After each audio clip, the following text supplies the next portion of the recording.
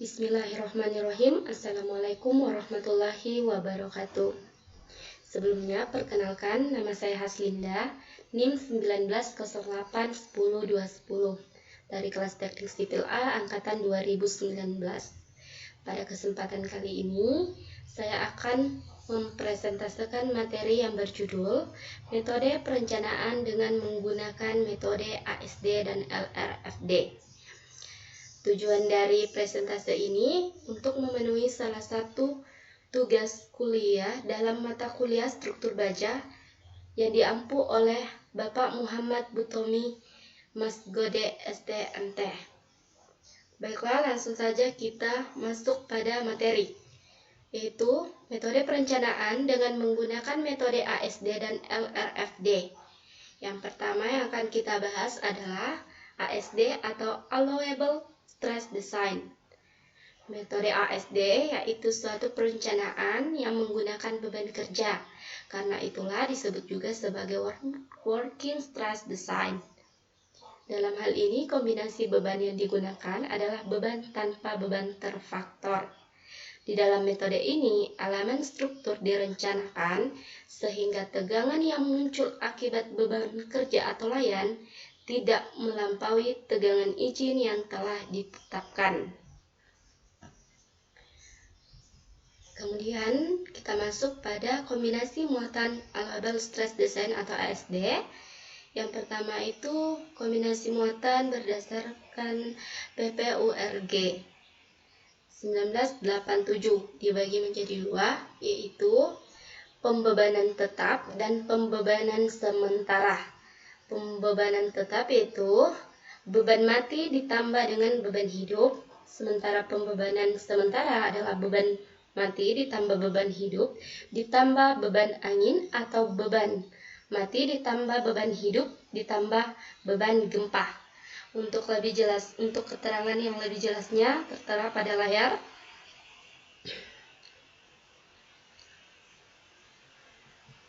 Kemudian kita masuk pada materi Load and Resistance Factor Design atau LRFD.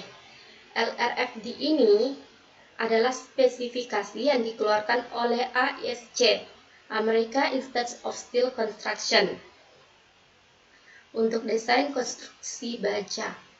Berdasarkan ketahanan metode kekuatan ultimate atau metode plastis, LRFD memberikan perbandingan lebih spesifik antara beban Q dan resistensi Rn, seperti persamaan untuk mendapatkan keamanan sebagai berikut.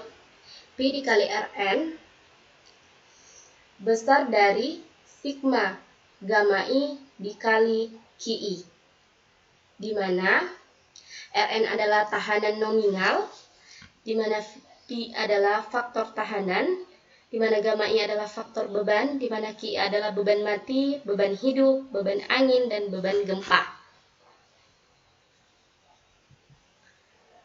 Adapun pengertian dari LRFD yang lebih jelasnya adalah suatu metode dalam perencanaan bangunan gedung yang memperhitungkan faktor beban dan faktor ketahanan material. Konsep desain ini pada prinsipnya tegangan yang terjadi dalam setiap elemen struktur harus lebih kecil dari tegangan yang diizinkan.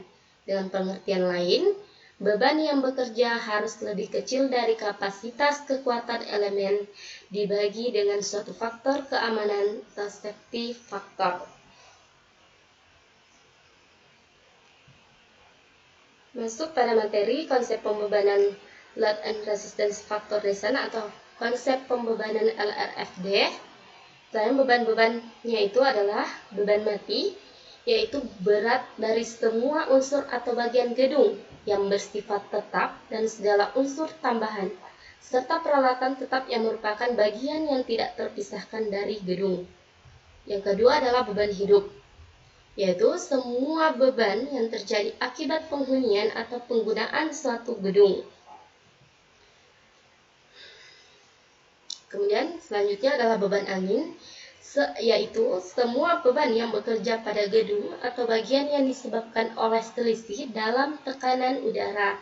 Sementara beban gempa itu sendiri adalah beban statik ekuivalen yang bekerja pada gedung atau bagian yang menirukan pengaruh dari gerakan tanah akibat gempa.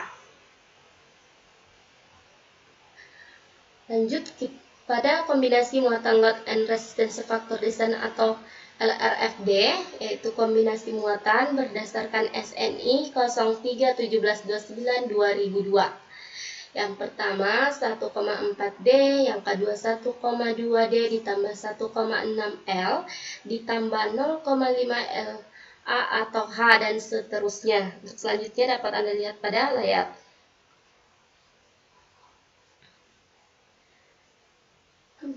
Adapun keterangan dari simbol-simbol yang tadi, yaitu D adalah beban mati yang diakibatkan oleh berat konstruksi permanen, termasuk dinding, lantai, atap, plafon, partisi tetap, tangga, dan peralatan layan tetap. L sendiri adalah beban hidup yang ditimbulkan oleh penggunaan gedung, termasuk kejut, tetapi tidak termasuk beban lingkungan seperti angin, hujan, dan lain-lain. LA sendiri adalah beban hidup di atap yang ditimbulkan selama perawatan oleh pekerja, peralatan dan material, atau selama penggunaan biasa oleh orang dan benda bergerak. Termasuk pada H adalah beban hujan, tidak termasuk yang diakibatkan genangan air. W sendiri adalah beban angin dan E adalah beban gempa. Yang ditentukan menurut SNI 031726/1989 atau penggantinya. Baiklah, dengan gamma L sama dengan 0,5 bila L kurang 5 kilopascal dan gamma L sama dengan 1 bila L besar sama dengan 5 kilopascal.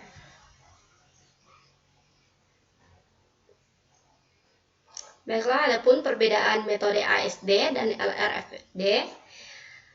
Yang pertama itu di bagian rumusan ASD itu sendiri, yaitu kuat izin setiap komponen struktur tidak boleh kurang dari kekuatan yang dibutuhkan. Itu RU kurang sama dengan Rn per omega, di mana RU itu adalah kekuatan yang dibutuhkan dalam ASD. Rn itu adalah kekuatan nominal, omega adalah faktor tahanan atau reduksi, kurang sama dengan 1. Rn per omega itu adalah kuat izin. Sementara di bagian LRFD itu adalah kuat rencana setiap komponen struktur tidak boleh kurang dari kekuatan yang dibutuhkan dan ditentukan berdasarkan kombinasi pembebanan LRFD. RU kurang sama dengan Pi dikali Rn. RU-nya adalah kekuatan yang dibutuhkan LRFD, sementara Rn adalah kekuatan nominal, dan Pi adalah faktor tahanan atau reduksi, kurang sama dengan 1. Kemudian perbedaan kedua di faktor keamanan. ASD itu diterapkan hanya pada sisi tahanan, sementara LRFD diterapkan pada kedua sisi, yaitu pada beban dan tahanan. Kemudian perbedaan pada beban terfaktor.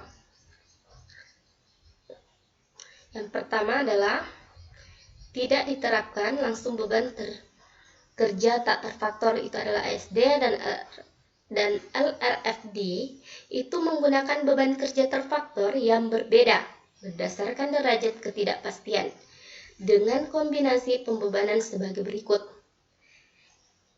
yaitu 1,4D 1,2D tambah 1,6L tambah 0,5 LA atau H. Untuk selanjutnya dapat dilihat pada tabel yang berada di layar. Kemudian kita beralih pada perbedaan analisis elastis. Yang pertama, ASD itu menggunakan analisis elastis orde pertama pada kondisi beban kerja untuk mendapatkan gaya dalam pada komponen struktur. Sementara pada LRFD, analisis elastisnya itu menggunakan analisis orde pertama dan orde kedua. Dalam hal ini efek P delta yang diperhitungkan dengan menggunakan faktor pembesar momen B1 dan B2. Mungkin itu saja yang dapat saya sampaikan, lebih dan kurangnya mohon dimaafkan. Akhir kata, wabillahi taufiq wal hidayah. Wassalamualaikum warahmatullahi wabarakatuh.